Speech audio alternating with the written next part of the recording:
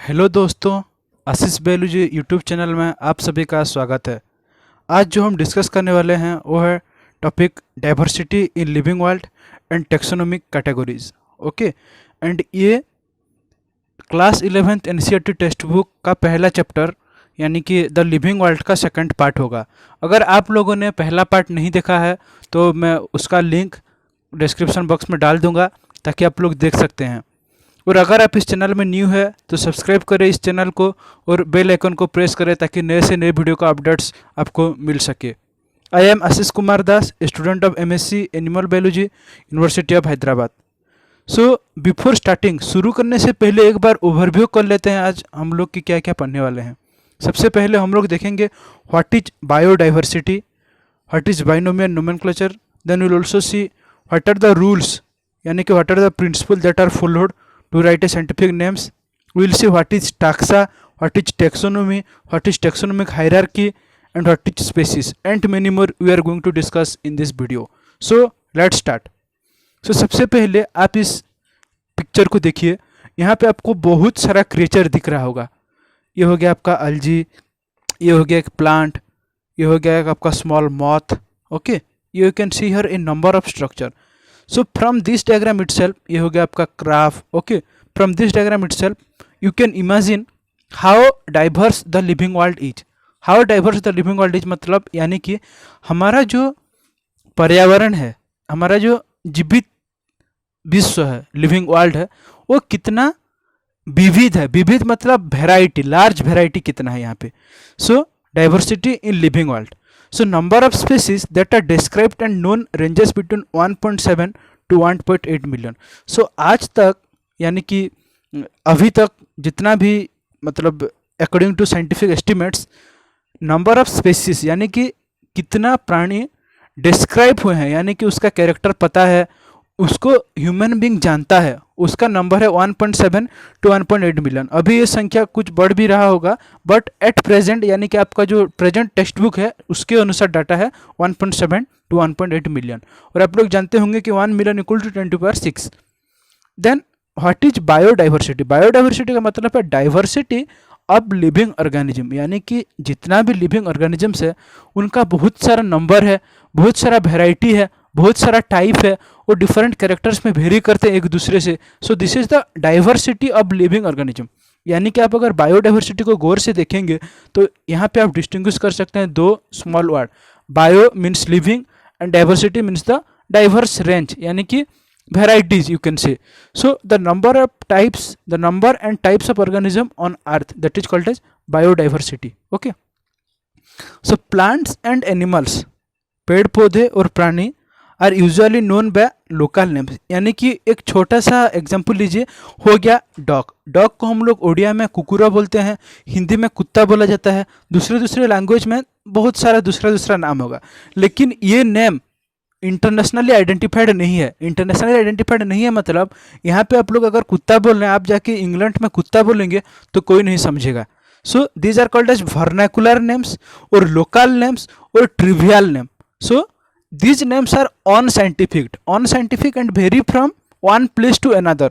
और within a small locality भी उसका एक से ज़्यादा नाम होगा। तो आप अगर एक नाम ले रहे हैं तो कोई दूसरा आदमी जान नहीं पाएगा कि आप एक्चुअली किसको रिफर करके बोल रहे हैं। So these are the local names and these are not based on any scientific category. So इससे प्रॉब्लम क्या होता है, आप किसी ऑर्गेनिज्म को डिस्क्राइब करना चाहते हैं तो अगर अपना लैंग्वेज में डिस्क्राइब करेंगे तो सामने वाला आदमी समझ नहीं पाएगा। इसीलिए नीड होता है नोमेनक्लेचर की। नोमेनक्लेचर मतलब गिविंग अप्रोप्रिएट साइंटिफिक नेम, यानी कि एक ऑर्गेनिज्म को हम लोग अप्रोप्रिएट साइंटिफिक नेम देंगे यानी कि उसका सही नाम रहेगा और वो नेम साइंटिफिकली बेस्ड होगा। यानी कि अगर ये हुआ तो ऑल ओवर द वर्ल्ड वही नेम होल्ड करेगा। यानी कि आप वर्ल्ड में किसी भी प्लेस में जा रहे हैं और अगर वो नाम लेके बोल रहे हैं तो हर कोई समझ सकता है। So giving appropriate scientific name. Then come to identification. Identification means क्या, आप एक प्राणी को यानी कि प्लांट को, पौधा को नाम कैसे दे सकते हैं? आप तभी नाम दे सकते हैं जब भी उसको आप आइडेंटिफाई कर सकते हैं कि या ये यही है या फिर वो दूसरा है। So identification means describing the organism और प्लांट। सो उसको डिस्क्राइब करना यानी कि इसका कैरेक्टर ऐसा है, इसका मोर्फोलॉजी ऐसा है, एनाटॉमी ऐसा है, इसको हो गया आपका डिस्क्राइब करना।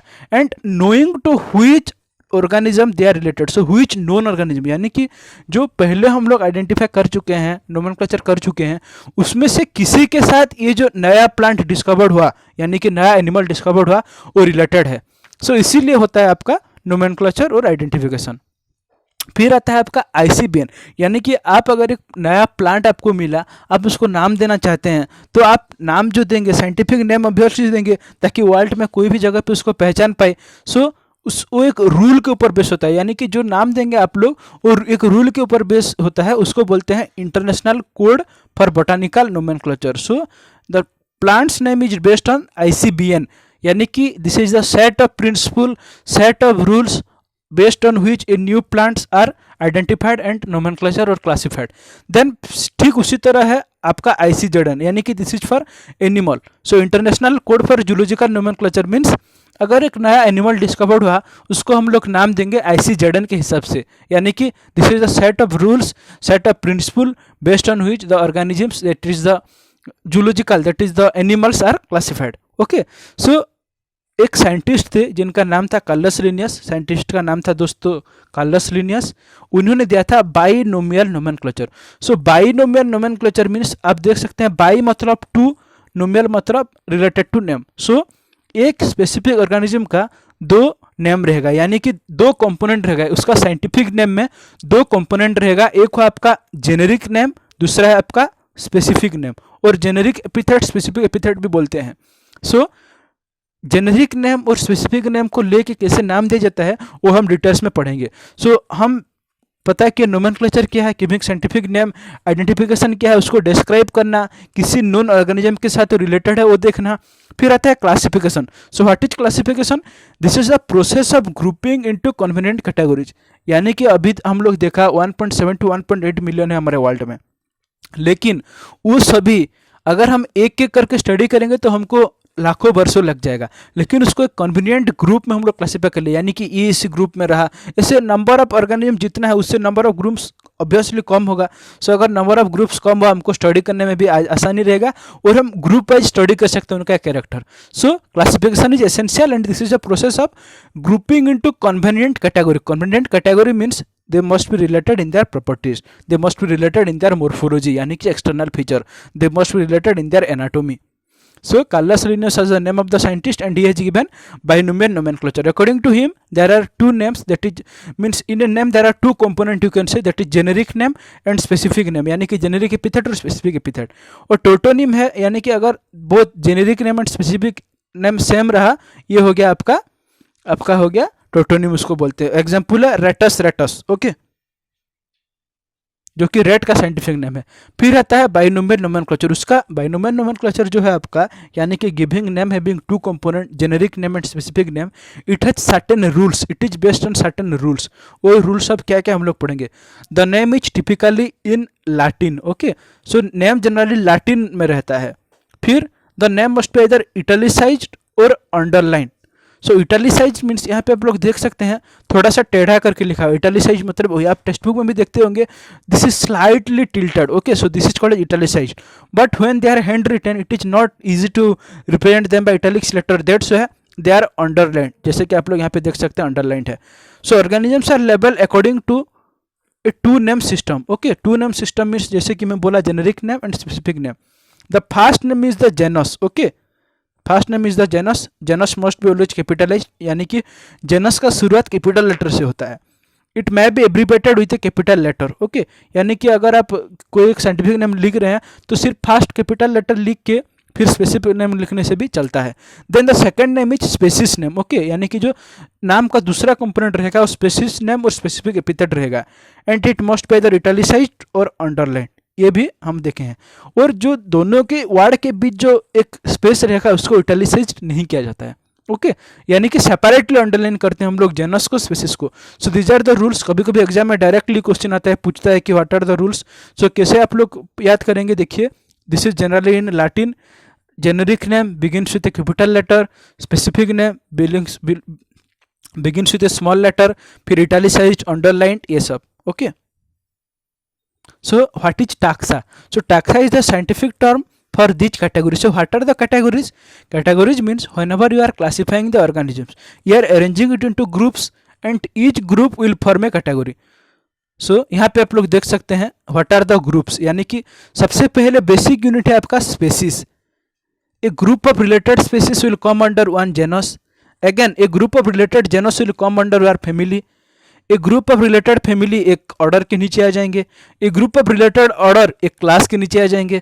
ए ग्रुप ऑफ रिलेटेड क्लास एक फाइलम के अंडर आ जाएंगे और group of related phylum kingdom के अंडर आ जाएंगे। सो जब भी हम लोग मूव कर रहे हैं नीचे से ऊपर, okay, so the number of organisms will increase but the number of common characters will decrease. Okay, so number of organism obviously बढ़ता जाएगा बट जो कॉमन कैरेक्टर है, यानी कि दो जेनस में, यानी कि एक जेनस का दो स्पीशीज में जितना सिमिलरिटी होगा एक किंगडम में उतना सिमिलरिटी नहीं होगा। एक किंगडम में अगर कोई दो ऑर्गेनिज्म आप लोग ले लिए उतना सिमिलरिटी आपको नहीं मिलेगा।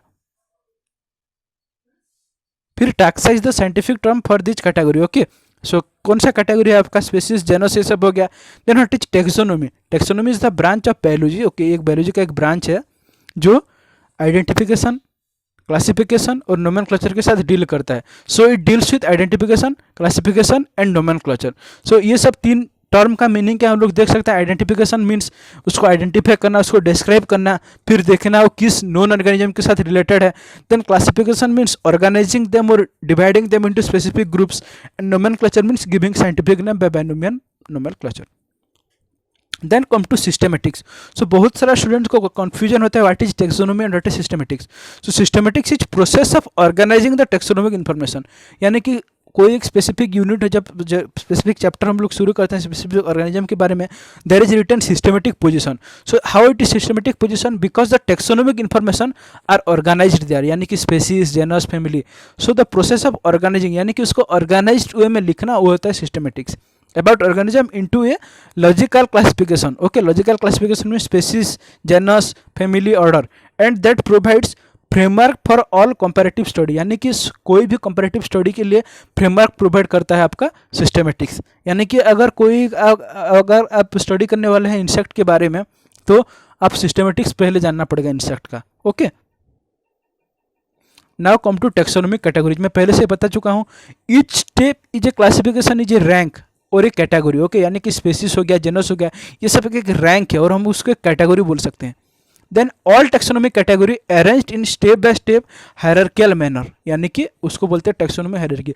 हायरार्कियल मैनर मतलब स्टेप बाय स्टेप, यानी कि आप एक कंसिडर कीजिए कुछ लोगों को लेके एक फैमिली है, कुछ फैमिली को लेके गांव है, कुछ गांव को लेके एक ब्लॉक हो गया आपका, यानी कि एक तहसील हो गया, यानी कि पंचायत हो गया। फिर एक ब्लॉक है, ब्लॉक के ऊपर डिस्ट्रिक्ट है, डिस्ट्रिक्ट के ऊपर स्टेट है, स्टेट के ऊपर कंट्री है, कंट्री के ऊपर है आपका सब कॉन्टिनेंट, वो बोल सकते हैं आपको, यानी कि आप बोल सकते हैं एशियन सब कॉन्टिनेंट यूजुअली, और हो गया आपका कॉन्टिनेंट हो गया, यानी कि महादेश हो गया।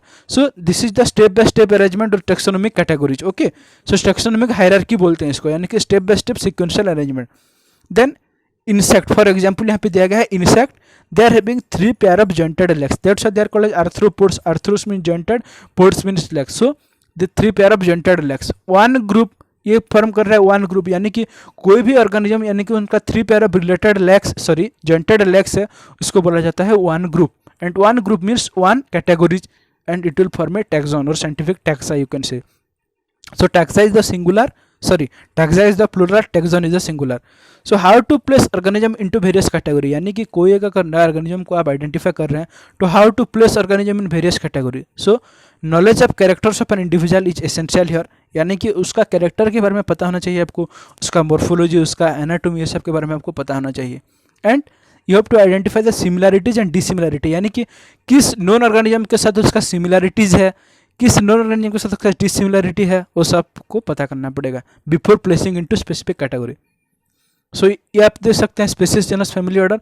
जब आप नीचे से ऊपर जा रहे हैं, यानी कि species to kingdom, the number of species will increase but the number of the common characters will decrease.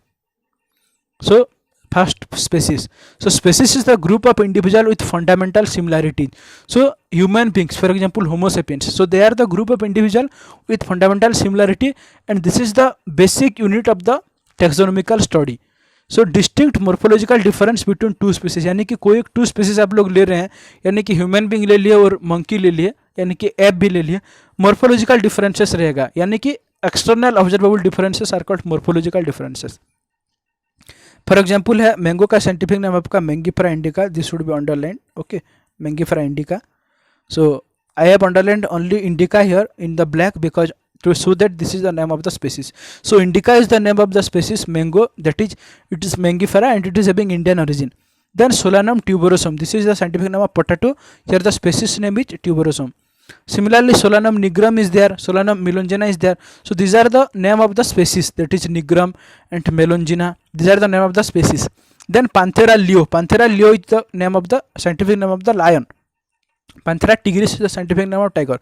So these are the two species, yani ki tigris and leo, but they are belonging to same genus, that is Panthera. Human being is having scientific name of Homo sapiens. Homo is the genus and species is the sapiens. So sapiens is the name of the species. So two species will belongs, two or more than two species can belongs to one genus. So genus is the group of related species which has some character, which has more character in common in comparison to species of other genera. यानी कि कोई एक genus का दो species आप लोग ले रहे हैं तो उनमें ज़्यादा सिमिलरिटी होगा. So more characters in common in comparison to species of other genera. So these are the aggregates of closely related species.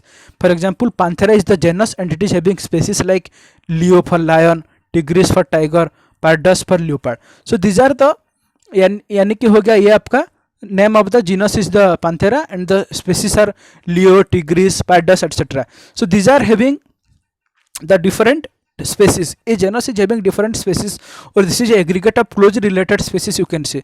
So Panthera differ from Felis, that is including cats. So Panthera हो गया एक genus, Felis एक दूसरा genus है, Felis के अंदर भी कुछ स्पेसिस होंगे, लेकिन जो डिसिमिलरिटी होगा फेलिस और पैंथेरा के बीच वो ज़्यादा होगा, बट सिमिलरिटीज बहुत कम होगा as compare to two species belonging to the same genera. Then family, so these are the group of related genera with less similarity than species and genus. यानी कि जब आप नीचे से ऊपर जा रहे हैं, स्पेसीज टू किंगडम जा रहे हैं, आपका सिमिलरिटीज घटते जाएगा और नंबर ऑफ ऑर्गेनिज्म बढ़ते जाएगा. So whenever you are naming a family for a plants, both vegetative यानी कि उसका flower, colour, position, leaf position along with the reproductive features of the plant, यानी कि फ्लावर का जो पोजिशन है, वेजिटेटिव हो गया मतलब लीफ, स्टेम, रूट, ये सब का हो गया. रिप्रोडक्टिव मतलब according to flower position, colour etcetera. So यानी कि उसका arrangement of the sepals, petals, stamens, carpel etcetera वो सब हो गया reproductive features of the plant. So both vegetative and reproductive characters are considered for plants.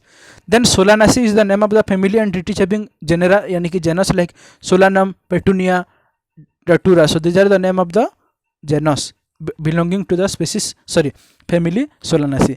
Similarly Felidae is a family, it is having Felis and Panthera. So Felis and Panthera are two genus. So whenever you are learning this, try to remember some example such that it will be easy to correlate for you. Then order is the assemblage of family with few similar character. So order is the assemblage of species with few similar character, यानी कि assemblage of family. So family के ऊपर आएगा आपका order, that is the next hierarchical arrangement is the order.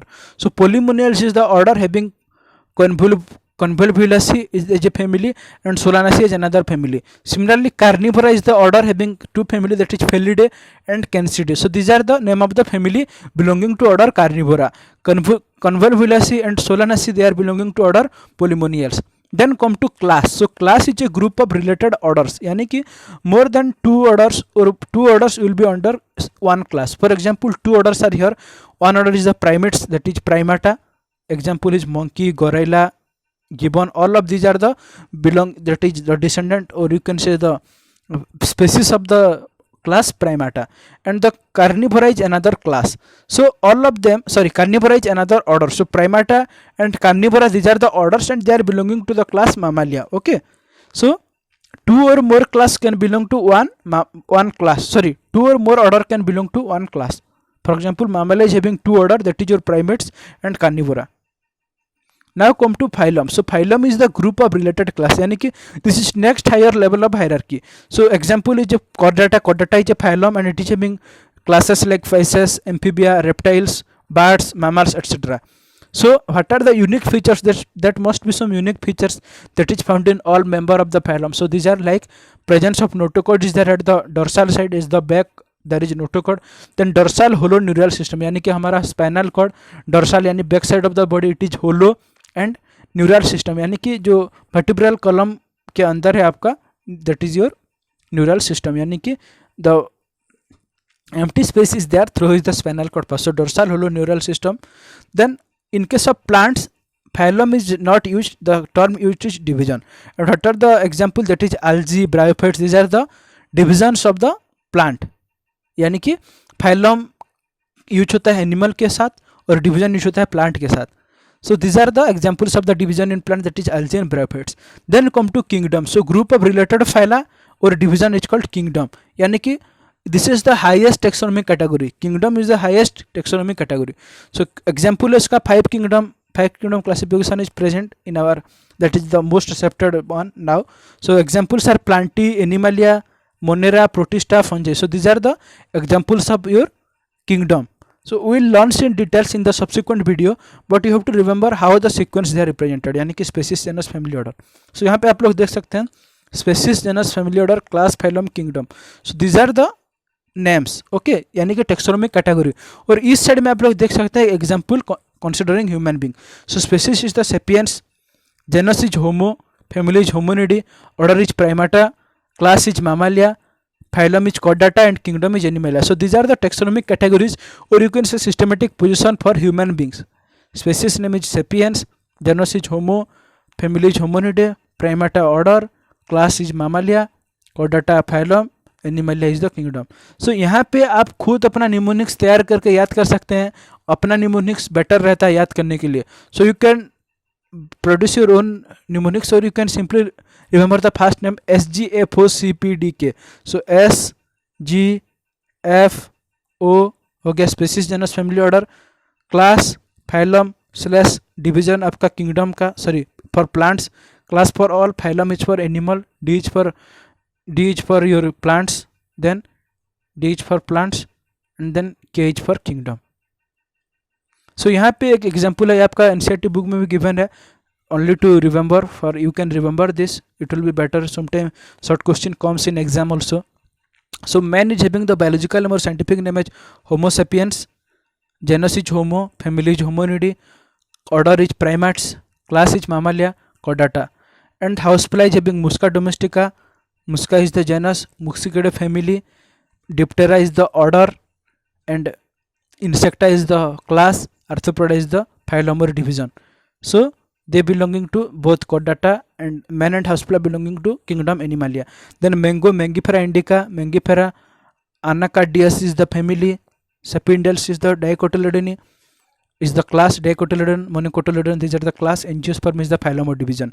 Again wheat is the scientific, Triticum aestivum is the scientific name of wheat, Triticum is the genus, family is the Poaceae, Poales is the order, Monocotyledon is the class, and the Angiosperm is the division. So they are belonging to both of these, that is mango and it belonging to the plant kingdom. So यहाँ पे एक चीज आप लोग mark कर सकते हैं, family का नाम प्लांट में AEC में एंड होता है, ACE, पोएसी, अनाकार्डियासी, CEAE में एंड होता है. Similarly family in case of animals mainly end होता है DAE, होमोनिडी, मुसिकिडी, ये सब आप याद कर सकते हैं. फिर ऑर्डर में आपको देखते हैं प्रेमेटा, डिप्टेरा, इसमें थोड़ा डिफरेंसेस आता है, लेकिन प्लांट का ऑर्डर्स यूजुअली एल्स में होता है, Sapindales, Poales. So these are the name of the order, that is the name of the order in case of plants and with ales. Okay, so you have to remember this. These are the easy tricks. For example, when question will ask in the entrance examination, you can remember this and you can score good. So यहाँ पे आप लोग देख सकते हैं biodiversity का ये है इमेजिनरी वर्ल्ड है आपका. यहाँ पे सारा ऑर्गेनिज्म, प्लांट्स है, डिफरेंट एनिमल्स है, different kind of plants, crops, insects, you can see fishes, you can see. So it's our duty to maintain the biodiversity for a healthy society, that is for healthy environment. All the ratio between the different organisms, the number of organisms must be kept in balance. Okay, this is the end of the video. Thank you for watching, and I will soon upload the next part of the video. Till then, take care, bye bye. Subscribe the channel and press the bell icon for getting more updates. Always stay focused. Thank you.